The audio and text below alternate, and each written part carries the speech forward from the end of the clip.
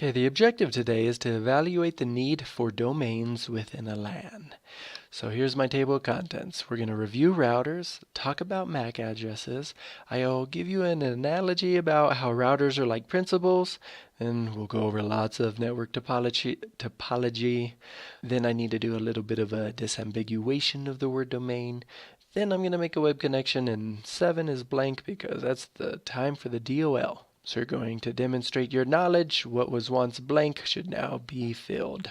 This is a pretty good lesson. If you take the A+ 902 exam or something similar to it, like maybe questions like this will be on the Network Plus exam, but you're likely to find questions about network domains. Now, this is not the part I screwed up on so much. The part I personally needed to prepare more for was cloud computing. But if nothing else, at the end of this lesson, you're still just going to understand how people can control or have more control over their local area networks, those LANs. So before we go into that, let's talk about how LANs are connected to each other, right? Routers. So in the past lesson, we identified the difference between a switch and a router. Do you remember that difference? And as a bonus here, as a visual test, can you identify which one's the switch, which one's the router, and which one's the network card? Before I reveal this magical difference, remember one of the purposes of a router is to connect two or more LANs together. So once you have this down, you now have an internetwork. And see the word internet in there? I am giving you massive hints to the difference between a router and a switch. Routers are devices that create the internet. They connect multiple LANs together. And the first difference that always comes to my mind is a router connects to a whole nother network, while a switch just connects computers. Switches don't have routing tables, routers do, that makes sense. Or a NAT, which stands for Network Address Translation. Switches don't have that either, because they are concerned with a single computer, with a physical address. Switches are looking at the MAC address of a computer. And remember, MAC stands for Media Access Control Address. I just keep thinking that MAC, the M in MAC would stand for manufacturer because it's the manufacturer of the device that gives it this number. But no, it is actually Media Access Control. So if you struggle with that, just think of the router like a principal of a school. The principal may see students in the hall, and they are primarily concerned with that student getting to the right class. The class is the network in this scenario. Now, once in the class, the teacher, that is the switch, is concerned with the individual student, is concerned with getting that information of the lesson to the individual computers, the individual students within that class, that network. And to just beat this analogy like it's a dead horse, the entire school would be the internet itself. So a rough picture right here, just to double check you know what I'm saying. What's the difference between a router and a switch? Now this right here is a terrific scenario where you might want to create 3 separate LANs using a router. But I don't know how long it'll take you to look at this picture before you realize this is a bad idea. This is not an ideal setup. Let's look at this setup. It is already looking a lot better. Communication will be faster and ultimately save a little bit of energy in a scenario like this. So let's say you're working for a company, you have a development server here. So this server is going to be used by these LANs. Or this LAN, it looks like multiple computers here. And then you have a management LAN, so that's maybe the manager's department there. And then you have a marketing LAN. These are not going to talk to each other too much, but if they need to, they do have that ability because of the router. So a domain is very much like a LAN. You have separate LANs and you have separate domains if you have what's called a domain server. That's the key. Each one of these has a server, so this can be a domain. The name of this special server is called a domain controller. It's easy, right? Now you've probably heard of this word before. Let's look at Indiana University's description of what the difference is. The term domain can refer either to a local subnetwork or to descriptors for sites on the internet. It's funny, they're different, but they're sort of the same. So I read through all of this and broke it down for you. Basically, a domain might refer to a local subnetwork or to descriptors for sites on the internet. For this subnetwork, I assume you must have LANs near each other inside of an organization. But an easier way to remember this is, I think, is just look for the domain server. Then you got a domain. The Indiana website says on a local area network, a domain is a subnetwork made up of a group of clients and servers under the control of one central security database.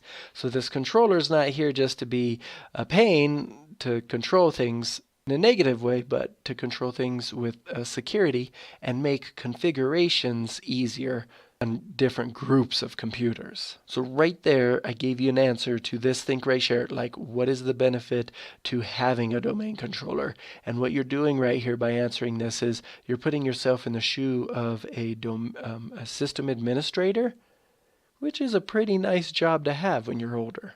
Now, on Microsoft servers, a domain controller is a server computer that responds to security authentication requests within a Windows domain. So this is something you can configure, you can create on a Windows operating system.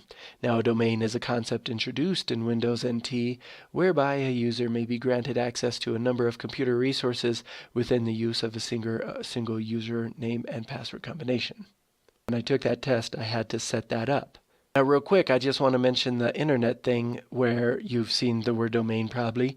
On the internet, a domain is part of every network address, including website addresses, email addresses, and addresses for other internet protocols, such as FTP, IRC, and SSH. All devices sharing a common part of an address or URL are said to be in the same domain of that address. So here's the example. www.indiana.edu/people/address.shtml.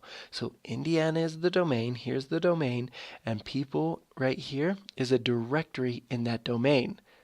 See, the domain has two parts. This is the domain, this is the top level domain.edu, and so with that said, people is just like a folder, a directory inside of this main one.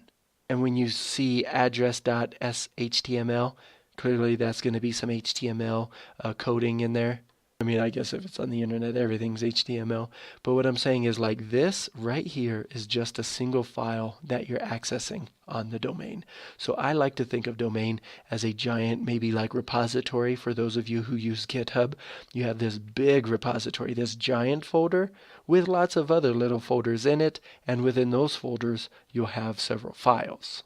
So each router can create another broadcast domain for a new department that may want to have a separate set of configurations within that department. So instead of changing individual small folders separately, if you start putting these computers in giant domains, giant folders, you can control everything under them from on top. So what happens when a router can't connect to a particular network? Maybe there's a lightning strike that hits the router. Well, every router has this thing called a default route. So basically the IP address of another router is in that router. So if that one doesn't have what you're looking for, it sends you to another one to see if that one has what you're looking for. If all the routers on that network just can't find it, it of course will give you an error message like network not found or page not accessible. Now, if you ever hear someone say the word default gateway, because there's the default route, now there's the default gateway, they are just referring to the particular router that their computer is going through to access other networks. So I think of the default gateway as like the daddy gateway. For my router that is near me right now, that's my default gateway. That's my daddy gateway. If I'm talking about your router from where you're at, I'm just not going to use that terminology. And so I think D&D for Dungeons & Dragons, D&D for default and dad, I think these weird connections I make are just things that give you an insight into my weird mind, but if it helps you remember, then I've done my job. Looks like my job is over. What attribute, worldly attribute, do you think this lesson is a reflection of? Today I'm going to go sort of with knowledgeable because it was a lot of vocab, kind of disambiguation lesson, and I mean the objective was to evaluate the need for domains within a LAN. I definitely hope you walk away with that, so maybe you walk away being a little bit more reflective, knowing why things happen the way they do. Here's your DOL. How many domains would a network like this one below have? and why would you pick that number? And to help you answer this question, maybe look at all of this as some sort of company. Like, I like the game NBA 2K. So I'm thinking, okay, if I'm the owner of a basketball team, I would have, one domain, one department do this and another department doing that. And therefore, that's my answer. If you could do that, come up with some sort of company you would like to be involved in one day, I think that might help you answer this correctly.